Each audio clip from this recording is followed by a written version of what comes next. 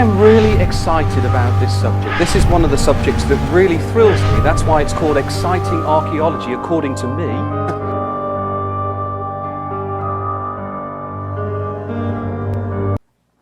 So we're going to look at Babylon tonight.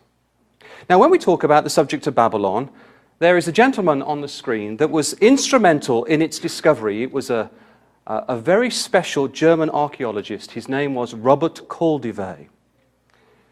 And he led a German team from 1899, so the end of the 19th century, right through to 1917. And he discovered Babylon, the Babylon of Nebuchadnezzar, the Babylon of the 6th century BC. And it was an extraordinary find. Now, you might have found in your own personal experience that archaeologists are not great personalities. With the exception of Brother Lane Rittmeyer, of course. But they're not great personalities, and one thing they certainly hate doing is entertaining the media. And this was no different 100 years ago. So there was another gentleman here called Delitzsch. He was Friedrich Delitzsch, and he was an Assyriologist. His job was to look at Akkadian, ancient Babylonian texts, to decipher the texts, and to interpret and to write down what he had found. Now, he was quite a charismatic man, and he was very happy to entertain the media.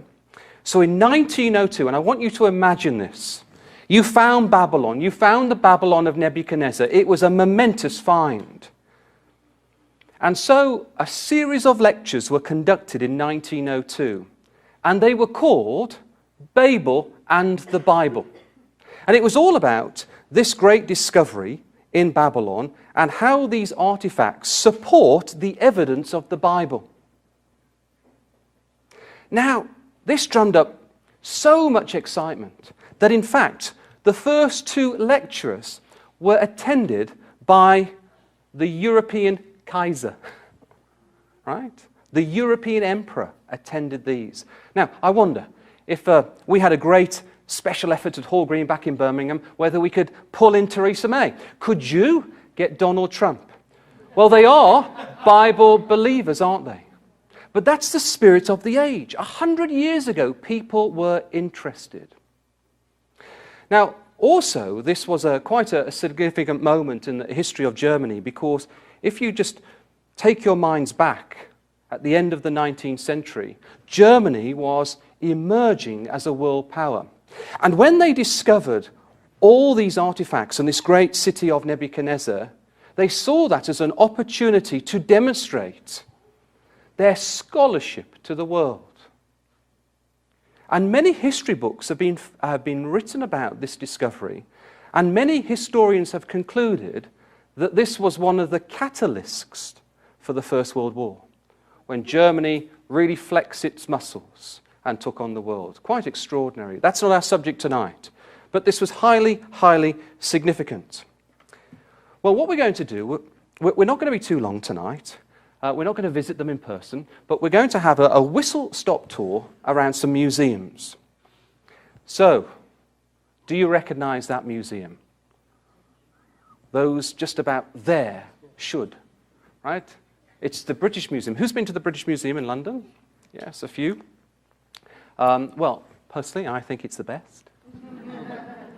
A terrific amount of Bible archaeology is there. This is called the Great Court. A lot of money has been invested in the British Museum. And I try and pop in at lunchtimes, because I work in London, and go around when I can. Closer to home, I've mentioned this one before, I think. Do you recognize that museum? And then, has anyone been there? Yes, Peter? Yeah, the Metropolitan Museum. Has anyone been to the Metropolitan Museum? A few hands. Oh, you should. It's just in New York. Right. Huh? Just, yes. It's owned by a group of Jews. And if I were to say, as you go around, there's a room called the Gold Room. And as you go in, it's full of golden lions. And then as you go to the end of the room, there's a silver room. And guess what? What's in there? Silver leopards. And it goes on and on. And this is a Jewish group of financiers that are very proud that they are the the Jews and God's people, and that they have survived the image of Daniel chapter 2, and it's all there on show. It's quite extraordinary. The Metropolitan Museum. I do encourage you to go, and that's one of the great libraries there at the Met. Now, I've mentioned this before, so I'm just testing your memory. Do you recognize that museum? It's the Pergamon Museum. They're redeveloping that because they want to show a bigger display of the Ishtar Gate. And this is something that we went to just last year. So, with that background and that introduction, I want you just to try and take your minds back, and the young people, try to take your minds back to 600 BC, 2,500 years ago, and we have Nebuchadnezzar. Nebuchadnezzar ruling the world. And this was a man who was obsessed in building. For 70 years, he put together one of the biggest building programs ever known in history. Great temples and buildings and libraries. All that was part of the great, magnificent Babylon. And this illustration here just gives you an idea, gives you a good sense, doesn't it, as to what kind of city this was. It was one of the marvels of the world. And this is Daniel, Hananiah, Mishael, and Azariah. They're all going in. And their senses would truly be exercised when they saw this city. Well, this was the empire. And you can see it's an extensive empire. It's pushing over to Persia, up to Assyria in the north, and importantly, not quite down into Egypt, but has certainly occupied Jerusalem. That's why Daniel and his three friends, that's why Ezekiel went a little later, went into exile. So that's the extent of this empire. And what we need to appreciate is that as Bible students and as Christadelphians, we accept slides like that. You go 100 years back, and this was really up for debate. Now, one of the great things of the British Museum is that Robert Caldevet brought over a lot of the bricks that were discovered in ancient Babylon. There is a room in the British Museum that is probably twice the length of this room. And there is a cabinet up against the wall for its full length. And I think from memory there are 3 ledges. And in that cabinet are just hundreds of bricks with Nebuchadnezzar's inscription. Now, if you go around the Metropolitan Museum, there is one big room with 1 brick. And all the Americans go, "Oh, that's amazing." And I'm going, "Go to the British Museum." That is true. That is true. But there is Nebuchadnezzar's imprint, his inscription. This was a man, and we're going to look at that tomorrow, God willing. This was a man who loved himself, who loved his city. This was Babylon that he had built. And until the end of the 19th century, none of these things had been discovered. You imagine, for the first time, you're Robert Caldevet, and you find hundreds of these bricks that have Nebuchadnezzar's name in. It was an extraordinary find. Well, we mentioned this before. What is that building? Come on, it's not that late. It's the Ishtar Gate. You sound like the teenagers. It's the Ishtar Gate, right? And you can see that it's in this beautiful glazed blue, okay? And there you've got the Temple of Ishtar. And we'll look at that in a moment. The younger ones haven't seen this. My children hate me showing this picture, so I do apologize for the repeat, but I am missing them. You can see they took it very seriously. They have their clipboards, and we went round together as a family, and those smiles continue throughout the day, I can assure you. And they made very copious notes. Now, can you remember, for the younger ones who didn't hear my talk earlier this week, what is there in the background? Well, that is yes. Oh, they did? Sorry, I didn't hear that. The palm trees. So we've got 70-foot palm trees. This is actually the facade. For those who didn't hear me a little early in the week, this is actually the facade of Nebuchadnezzar's courtroom. So where my children are standing, that's exactly where Nebuchadnezzar would have sat. As I'm standing now, perhaps that's where Daniel stood. That's the very facade that he would have seen. And you can well imagine I was up there touching it, putting my oily fingers everywhere. It was amazing to actually touch this kind of history. And we'll look at that in a moment. But that was the facade. This is Nebuchadnezzar's courtroom, the greatest king, arguably, the world has ever seen. He is the head of gold. He is making decisions on literally millions of people every single day. And that's the courtroom. And the reason why his courtroom is so pretty and beautiful and flowery is because his god was Nabu. or Nebo. And we've already told you that Nebo was the god of wisdom, culture, and literature. This was a highly sophisticated king, a man of education, a man of learning. And this is why, shall we open up our Bibles? This is why the very first thing that Nebuchadnezzar does is educate these young men, these children of the king's seed. Look at this then, and it's all very consistent. It's consistent now because we now know it. 100 years ago, we didn't know. Daniel chapter 1 and then verse 4. And this is all about the type of young people Nebuchadnezzar wanted to bring into his kingdom. Children in whom was no blemish, but well favored. They were skillful in all wisdom and cunning in knowledge and understanding science, and such as had ability in them to stand in the king's palace, and whom they might teach the learning and the tongue of the Chaldeans. Okay? This is what he wanted to do, because he was subject to Nebo, or Nabu, who was the god of wisdom and understanding. And the very words are used here in verse 20. And in all matters of wisdom and understanding, at the end of the 10-day period that the king inquired of Daniel, Hananiah, Mishael, and Azariah, he found them 10 times better than anyone within the king's court. So it's all very consistent. This is what I love about Bible archaeology. Well, when you look at the Ishtar Gate here, you get a real feel for how impressive this was. I believe Daniel went through this gate. This was the major gate. And we're going to see a superscription that's there, which you had to read and agree with before you were allowed into the city. It's overwhelming, isn't it? You imagine that you're Daniel and you've just been living in Jerusalem and you're a teenager. And then suddenly you see this splendor and opulence and this grandeur all around you. And all the learning that we talked about the other day. It would have been absolutely overwhelming, the sheer beauty of its architecture.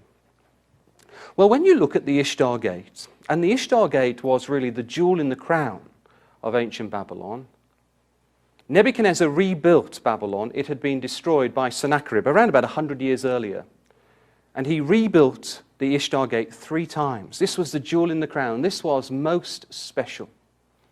And as you look at the Ishtar Gate, you can see these very unusual animals. And as you look at these animals, particularly the young people, you know of Daniel's dream, his vision in Daniel chapter 7, where you have all these unusual animals that are presented to Daniel. And they are describing nations that will come upon the earth, that will come against the nation of Israel, that starts with Babylon and runs all the way down to a terrible beast, exceedingly. Remember that? With 10 horns. Well, when you look at the Ishtar Gate, you can see all these unusual animals. As Daniel received this vision, he would have looked around him and realized that his vision was very consistent with his surroundings. So here then you've got something called Sirush, which is a dragon, and this spoke of Marduk. Now Marduk was the patron god of Babylon. He was the chief god. Nabu, Nebuchadnezzar's god, was the son of Marduk. And he's represented here as this dragon. And you can see dragons everywhere. Now, please appreciate, this is a photograph. And it's not a reconstruction. This is the mosaic. This was the one that was built 2,600 years ago. And it really is that color. There is no fading. It was utterly brilliant, what Nebuchadnezzar did. The other one is Uruk, which is a young bull, and it relates to Baal, the storm god. So you've got all these unusual animals here. Now, as I said, as you look at the Ishtar Gate, it was one of 8 gates in the perimeter of Babylon, and you would have to read this set of sentences, really. It was a statement, a long, long statement of Nebuchadnezzar. And you had to read it, and that's Lindsay and the children trying to decipher Akkadian. They failed. But thankfully, there's something in English. Okay, and this is what it says. And just read this carefully. When I read this, I was a little surprised. It wasn't something I was really expecting. Nebuchadnezzar, king of Babylon, the faithful prince appointed by the will of Marduk. So Marduk, can you remember? He's the dragon. He's the chief god. The highest of the princely princes, so he's the chief god. He's beloved of Nabu, that's Nebuchadnezzar's God, the God of wisdom, of prudent counsel, who has learned to embrace wisdom, who fathomed their divine being and reveres their majesty. The wise, the humble, the caretaker of Isagila and Izida, the firstborn son of Nebuchadnezzar, the king of Babylon.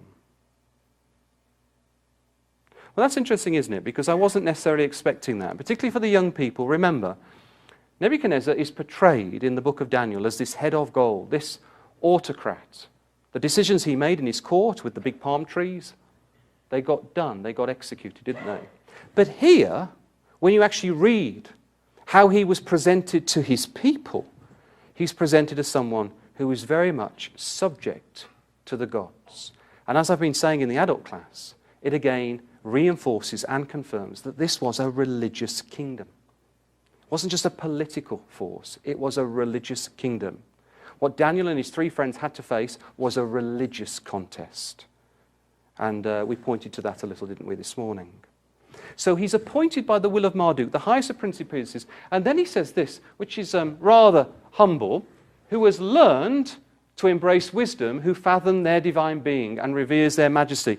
So if we think about the Bible and the scriptures, and Joe's been talking about this in terms of father and son, being a child, it's something that doesn't come naturally to us, to revere God, to appreciate his goodness. That's what the scriptures talk about. But it's very similar here, isn't it? There's a real play, I believe, on the scriptural record here, that Nebuchadnezzar, through wisdom, has learned to appreciate the gods of Babylon. And he recognizes that he's the caretaker. Very interesting. Not what I was expecting. Well, the most popular of all the mosaics is this lion. They are everywhere. And I'm going to show you something called the processional way in a moment, which goes as long as half a mile. So everywhere around you, you have lion with eagle's wings. Lion with eagle's wings. And that was Ishtar, and Ishtar was the symbol of Babylon. Whilst we're there in Daniel, you know this, but just let's go over, because if you discovered this verse would be up on your wall, wouldn't it? Daniel chapter 7 and verse 4, you found it. Here, the first was like a lion and had eagle's wings. I beheld till the wings thereof were plucked, and it was lifted up from the earth and made stand upon the feet as a man, and a man's heart was given to it. So Babylon, as a symbol of Ishtar, is described as a lion with eagle's wings. It was the first of the four in Daniel 7. And suddenly, when they discovered Babylon in 1899, they found lions with eagle's wings everywhere. And this was written 2,500 years ago. This adds to Brother Joe's talk, doesn't it? Another reason to believe in the Bible. These things weren't even known. And so, in other words, then, when Daniel received this vision, I believe he knew right away what the lion with eagle's wings was. He could see them right around him. He knew it. It was not an unusual dream. So when we try and interpret Daniel chapter 7 and we read it cold, we think, what an unusual set of animals. Not in the context. It was perfect, wasn't it? It was perfect. Well, we've already seen this. This is the courtroom there. You can see this a little more close up. They're like daffodils, aren't they? Not quite. But you've got lots of flowers, flora and fauna. You've got the Ishtar Gate. And then you've got these large palm trees. As I said, not what I was expecting, great Nebuchadnezzar. You can imagine, if it was Nebuchadnezzar's house and he was choosing his Dulux paint or whatever. I wasn't expecting that. I wasn't expecting that to be what he would have behind him as he sat and made decisions for his kingdom. Now, what we have here is something called the processional way. As you go through the Ishtar Gate, there's a long road. The road is half a mile long. The walls there are 15 meters high, and they go into the temple of Ishtar, which is the great, great temple, which we're going to talk about in a moment. And on either side of this road, there are 60 lions. And every one of them has been discovered. There's a few chips, but they're there, and they're on full show. 120 Ishtar lions leading in. And what happened, there were great processions. particularly during New Year's. And New Year, you'd have Adad, you'd have Ishtar, and you'd have Marduk, and you'd have various statues of them, and you'd go through the Ishtar gate, you go down the processional way, and then you would then celebrate in the temple of Ishtar. That's what you would do every single year. Daniel was in Babylon for 70 years. Perhaps then he saw 70 of these. 70 of these. It helps us to appreciate the kind of life that this man had to lead. A life of separation. He saw everything, brothers and sisters, young people, yet he still remained faithful to his God. Now, as you go around this museum, and I do recommend for you to go, I'm not on commission, but it is a great, great museum. It's one of the great museums of the world. And what you find as you go around the museum, in the corner, there is a reconstruction of Babylon. And it's in a little glass box. And it's built by Robert Cordivet 100 years ago. So when he discovered all these artifacts, they were brought back to Berlin, funded by the government, and they built the Pergamon Museum to house Robert Cordivet's archaeological finds. And near the end of his life, he built this little reconstruction, and it's an amazing reconstruction. It's like a Lego set. It's not a Lego set, but it's like that. As you look at it, it's beautiful. And just look at that. There's Lindsay at the back there, and it really is amazing. And it's to scale. Right? It's not random. It's to scale. And you can really see its beauty. Now, this drew my attention because at the corner, just behind the Ishtar Gate, is this building. And it's the largest ziggurat that was discovered in Babylon. Does anyone know what the word ziggurat means? Besides Peter. He seems to be very hot tonight. Right? So, anyone else? Ziggurat. It means a rising building, okay? Just rises up. Like a pyramid, but they're in blocks. Now, this was the largest ziggurat that was discovered. It's just beyond the Ishtar Gate. Very, very prominent. And as we looked at it, I noticed that everything was noted. Everything had an annotation. And by this building that you've just seen, it had the Tower of Babel. At which point I started to jump up and down quite frequently with excitement. Not knowing why I was excited, but I knew I'd discovered something.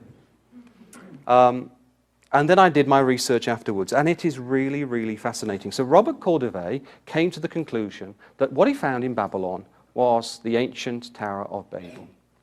And I'm going to show you his logic and some of his finds so that you can piece together the story. Well, it began here in 1917. If you go on Google Earth, that's what you'll find. A big dig.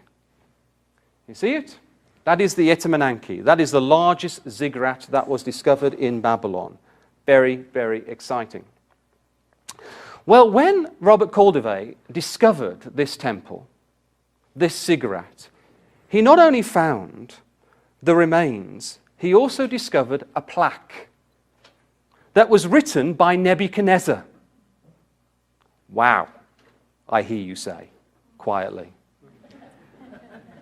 And the plaque was called the Etemenanke, which is rather a mouthful. That's why I didn't call the talk tonight. It was long enough. But the Etemenanke, and it means the house of the platform between heaven and earth. So the very idea that this is conveying, this temple, is that it connects heaven to earth. Right? And think about the Tower of Babel. This is an amazing discovery. Not much has been written about it. I think it's a bit of an embarrassment, actually. But there you are, the Etemenanke, the house of the platform between heaven and earth. And this is what he wrote. I've highlighted what I think is important. Just look at this. Etemenanke Ziggurat Babili, okay, which means the Ziggurat of Babylon. The tower, he calls it. That's interesting, isn't it? Calls it a tower. The eternal house. I have completed its magnificent. It's the most ancient monument of Babylon. I built and finished it. I made it the wonder of the people of the world. I raised its top to heaven, made doors for the gates, and covered it with bitumen and bricks. Now, what Nebuchadnezzar did, and history tells us, he rebuilt the entire city. Pulled down all the buildings and rebuilt everything. And so that's why we've got Nebuchadnezzar bricks everywhere, with the exception of the Etemenanke. And here he says, when I look at the Etemenanke, I see that it's the most ancient building in Babylon, which was old enough anyway, wasn't it? And I restored it. I didn't knock it down, I restored it. And I made it into its former magnificence. So it became a wonder in the world. Now, where was all this going on? Can you remember? Well, let's have a look at Daniel chapter 1. Where did this place happen, right? Well, it was, yes, thank you. It was in the land of Shinar. So, with the land of Shinar, let's just go back, just in case we need to be reminded, because it is a lovely connection. And when we go back to Genesis chapter 10, I want you to appreciate, everyone, that the word Shinar has not been used for 1,000 years. I'll repeat that. The word Shinar has not been used for 1,000 years. And Daniel now, under inspiration, uses it. Why? Because we're Bible students and he's saying, go back to when this was used. And it's here in Genesis 10 and 11. It is an ancient name. It was archaic. It was never used. But Daniel uses it because he's taking us here. Well, you know what happens. The Tower of Babel is built. I don't need to tell you that. But there's a little detail here hidden away which I thrilled over. Look at this. Genesis chapter 11, verse 1. And the whole earth was one language and in one speech, and it came to pass as they journeyed from the east, they found a plain in the land of Shinar.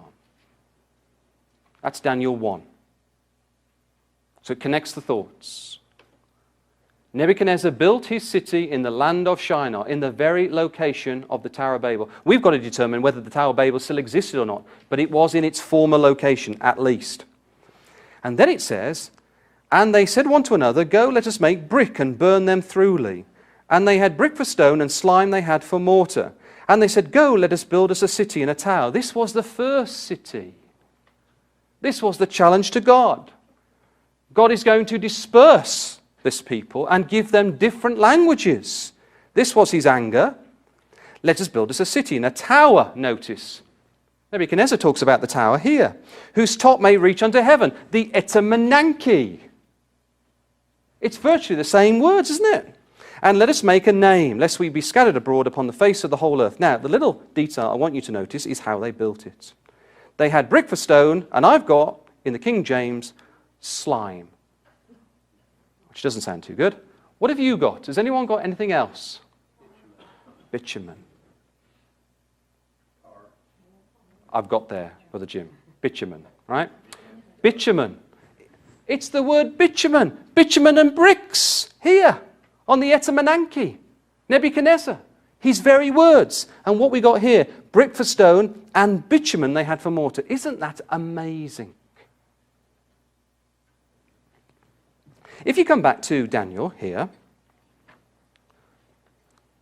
right? If you come back to Daniel, remember what we were talking about this morning. Can you remember? We were talking about Daniel's 3 friends.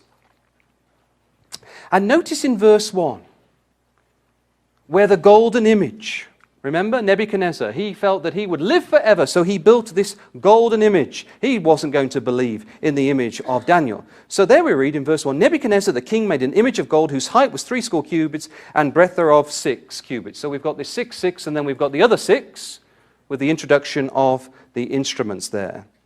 So we've got the number of man, which we looked at this morning. He set it up in the plain of Dura. Have a look in your margin. Where's the plain of Dura? It's the plain of Shinar. It will take you back to Genesis chapter 11 and verse 2. So can you imagine, young people? There was the golden image. There was the fiery furnace. Daniel's friends were commanded to, well, it wasn't bow down. It was to fall down. And I believe they could see not only the golden image and not only the fiery furnace, I also believe, quite strongly actually, I believe they could see the Tower of Babel.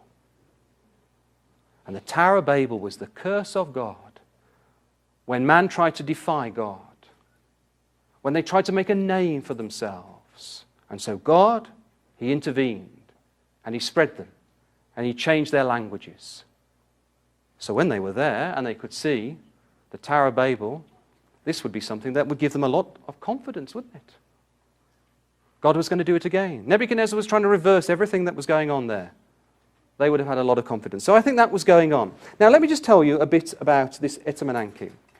Well, the first thing, as we've said before, Daniel's name was Belteshazzar, and one of the names there, or the meanings of his name, is the keeper of the hidden treasures of Bel. There are a number of translations for that name, Belteshazzar, but particularly for the young ones, one of the translations of the name Belteshazzar is the keeper of the hidden treasures of Bel. And we know, because we can read it here in Daniel chapter 1. Can we just read together verses 1 and 2 of Daniel chapter 1? What was going on? How does this book begin? In the 3rd year of the reign of Jehoiakim, king of Judah, came Nebuchadnezzar, king of Babylon, unto Jerusalem, besieged it. So he comes down and takes Jerusalem. And the Lord gave Jehoiakim, king of Judah, into his hand with part of the vessels of the house or the temple of God, which was in Jerusalem, which he carried into the land of Shinar, to the house or the temple of his God, and he brought the vessels into the treasure house of his God. Isn't it interesting that the name Belteshazzar could well mean the keeper of the hidden treasures of Bel? Daniel could well have been given the responsibility of looking after these vessels. And here, it's in the house of his God. This was the prime temple in Babylon. And the prime temple in Babylon is the Etemenanke. So therefore, by deduction, it could well have been the Tower of Babel, that the vessels of Jerusalem were placed in the Tower of Babel. Can you imagine that? And Daniel and his 3 friends there would have gone and seen it, and Daniel had the personal responsibility. And we know that Nebuchadnezzar, whatever kingdom he invaded, he brought in slaves, he brought in their vessels, he brought in their treasures, and no doubt the Tower of Babel was just filling up with all the treasures of the world. And I believe Daniel not only had the responsibility of the treasures of Israel, but he had the treasures of all the world. I'm just trying to bring this to life for you. This is not a theoretical book where we read about this lovely Daniel. This really happened in these conditions, and it's marvelous. No wonder it says about Daniel, he had an excellent spirit. Well, I want to draw your attention to something I found very fascinating. So I told you, didn't I, that Nebuchadnezzar restored the Etemenanke, the Tower of Babel. But what did he do with it? If he restored it? Well, he put that blue top on it. That's what he did. The color of the Ishtar Gate. That's what he did. That's what archaeologists have concluded. That is the very model in Coldevet's case, right? And you know what that is? What do you think it is? What do you think? Closer up. What do you think the blue top is? It's a tower, yes? What did you say, sorry, Jim? Legos. No. Da-da. No. What do you think it is? What do you think that is? A tomb? Starts with a T. Close? Temple. Yes, it's a temple. That's what he did. He put a blue temple on the top with these beautiful blue glazed bricks. Now count the levels. There are 7 levels, and each level had a staircase, and the staircase went to heaven. I want you to imagine, as you're standing there, and this was 90 meters high. It was the largest building in the world, other than the 2 pyramids of Giza. It was the tallest building right up to the Iron Age. Right? This was massive. Staircase to heaven, 7 levels, and there was a temple. Now, the temple there was the temple of Marduk and his wife, a lady called Sarpanutu, right? And that's the temple. And they found a little inscription in that temple. And guess what they called that temple? And bear in mind that Daniel and his 3 friends were in Babylon when this was built. Guess what the temple was called? At the top of possibly the Tower of Babel. That's another talk. That's another talk. Can I tell you this? Just have a hush here, because when I found this, it was amazing. You know what it was called? The Holy of Holies. The Holy of Holies. And I've already showed you in the class that Nebuchadnezzar knew everything about the history of Israel. He even knew bits of the law. And he calls the temple the Etemenanke. The temple, the Etemenanke, he calls it the Holy of Holies. And I could not even tell you from the platform the kind of things that took place in that. So I won't. It was an absolute abomination. Babylon the Great, the mother of harlots. No wonder. Isn't that amazing? The Etemenanke. Not much has been written about it. Absolutely fascinating. And here's an illustrator's view. It was magnificent. It was one of the wonders of the world. No wonder Nebuchadnezzar took great pride in that which he built. There's a view of looking up. Can you imagine that? Can you remember how many temples there were in Babylon? Yes, the boomer over there. 1197. 1,197 temples. Extraordinary. And this was the most magnificent one, right? Isn't that thrilling? I think it is. That's what it looked like. Well, that was the Etemenanke. What I want to do just very quickly now is just show you a few of the interesting Bible archaeological discoveries of Babylon that I found, that I thrilled over. So this is something else that's discovered in the British Museum. It's called the Babylonian Chronicle. And what it does, it records Nebuchadnezzar coming down and removing King Jehoiakim and replacing that king with King Zedekiah. What's so exciting about that? Well, I'll show the young people after. The text on this tablet is exactly the same as 2 Kings 24, verses 8 to 17. There is not any anomaly with the correlation there with what's in the text on the tablet and what we find in our scriptures. Absolutely accurate. Remember what I said at the outset? It made me believe in the historical accuracy of God's word. This was one of the most significant moments in the history of Israel, when the king comes and removes the king of Judah. I shall overturn, overturn, overturn. It tells us also something that's not in the scriptures. It tells us that Nebuchadnezzar came down on the night of the 15th of March, 597 BC. Isn't that amazing? It tells us the very night. We don't get that in scripture. The 15th of March, you can put that in your diary. The 15th of March, 597 BC. On that night, King Nebuchadnezzar came down and removed King Jehoiakim and replaced it with King Zedekiah. Isn't that wonderful? Well, this is the cylinder of Nabonidus. This was discovered in the 1800s.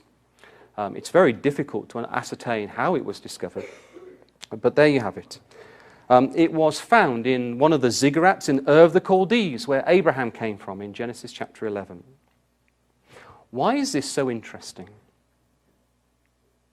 Well, this cylinder mentions a man that until this discovery was found, there had been no other discovery of that name outside the Bible. So classically, scholars, historians, academics have challenged the authority of God's word, because they're saying, well, if he was so important, well, why have we not discovered his name anywhere? Well, we did. I didn't.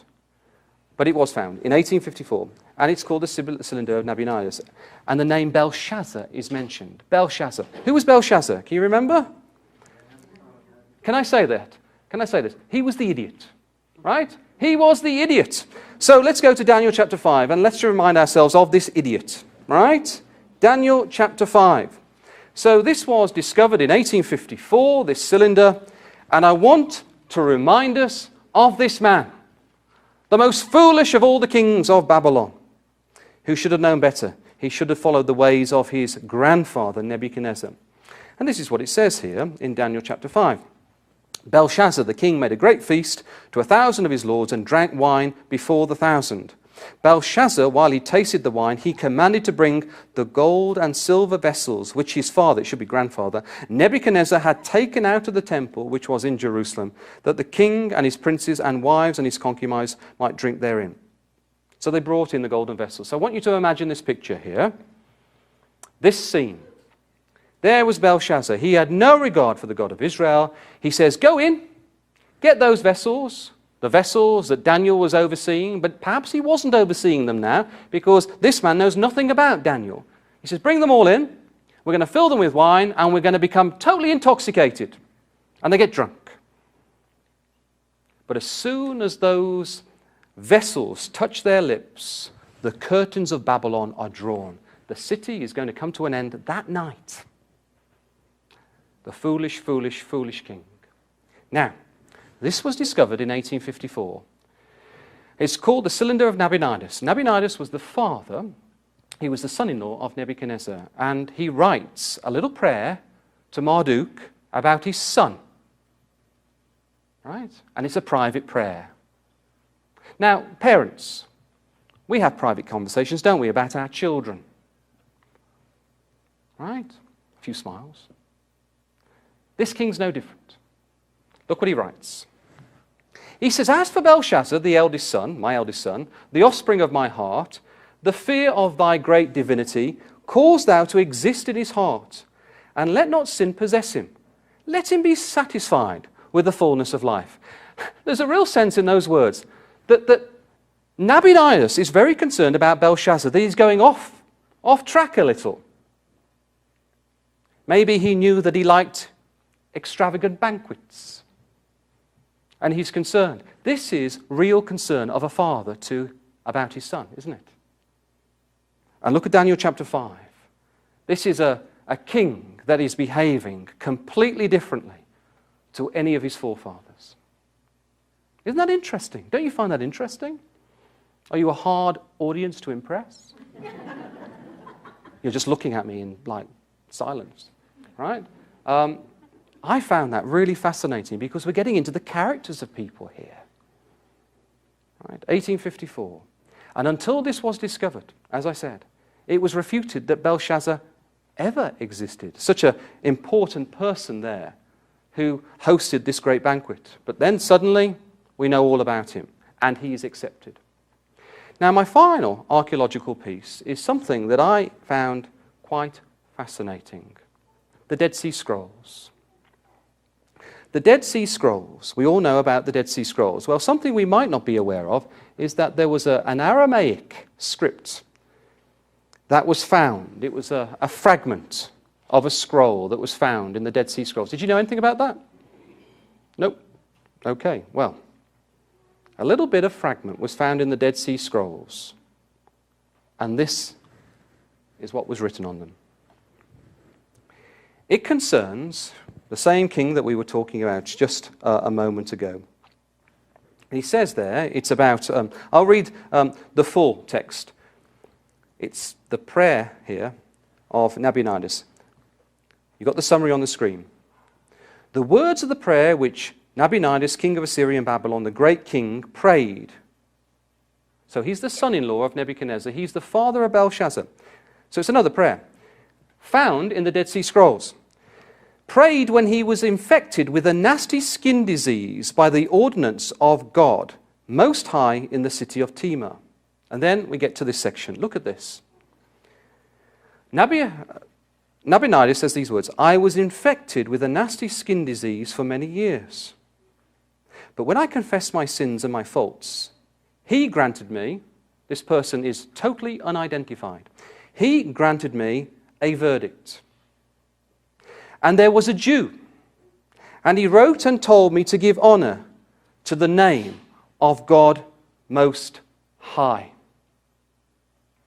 Now, the vast majority of authorities believe that this is genuine. There are just a few That's why I mention it, because I want to be absolutely transparent with you tonight. There are a few that refute it, but the vast majority say that this text is genuine. So with those thoughts, can you, again, have a look at Daniel with me. Daniel chapter 3. Is there a message that Daniel had? In every king he went to, what was he saying? You know what he was saying. Daniel chapter 3, verse 26. Well, this is the account of Hananiah, Mishael, and Azariah. Then Nebuchadnezzar came near to the mouth of the burning fiery furnace and spake and said, Shadrach, Meshach, and Abednego, ye servants of the Most High God. Where had Nebuchadnezzar got that from? Well, we go over a chapter or a page to chapter 5 now and verse 18. O thou king. Now he's talking to the son of the person who wrote this text on the screen. O thou king, the Most High God gave Nebuchadnezzar thy father a kingdom and majesty and glory and honor. And then finally in verse 21, and he was driven from the sons of men, his heart was made like the beasts. This is Nebuchadnezzar, who was made into a beast for 7 times, and his dwelling was with the wild asses. They fed him with grass like oxen, and his body was wet with the dew of heaven, till he knew that the Most High God ruled. It was a repeated message. It was known by the court. And here Nabonidus, the father of Belshazzar, the son-in-law of Nebuchadnezzar, he says, when I had this skin infection, there was a Jew who told me all about the name of God Most High. Well, young people, hopefully I've conveyed some of the enthusiasm I have for this subject. But if you're still wondering whether you can believe in the Bible, so talking to the teens particularly, some of you may well be thinking, can I believe in the Bible? Can I trust it? Well, hopefully tonight we have shown you that from a historical perspective, it is absolutely true. It confirms everything that you have in your Bible. And bear in mind, the Bible, we believe, is inspired. And the things that have been discovered in just the last 100 years confirms everything. People, civilizations, empires, Bible characters, the lot. And I'm not going to finish with my quote. I'm going to finish with an archaeologist who was arguably one of the most famous archaeologists over the last 100 years. A man called Nelson Glueck. How many archaeologists get to the front of Time magazine? He lived from 1900 to 1971. And near the end of his life, 1960, when he finished his work in archaeology, and he was overseeing all the archaeology of the Holy Land, of Syria, all the Bible places. This is what he said. And these words are for you, young people. You who are thinking about this Bible, this book on your lap, whether you can trust it. This man completed 1,500 individual digs in his life. And this is what he said. As a matter of fact, however, it may be clearly stated categorically that no archaeological discovery has ever controverted or contradicted a single biblical reference. That's amazing, isn't it? That's amazing.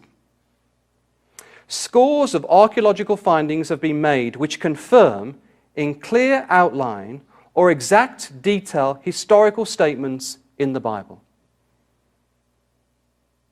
That could be a Christadelphian, but it's not. It's a leading authority in archaeology. So I put it to you, young people. I can ask you the question. Can you believe the Bible? Yes, you can trust it. And I'll go further than that. You can trust it with your life.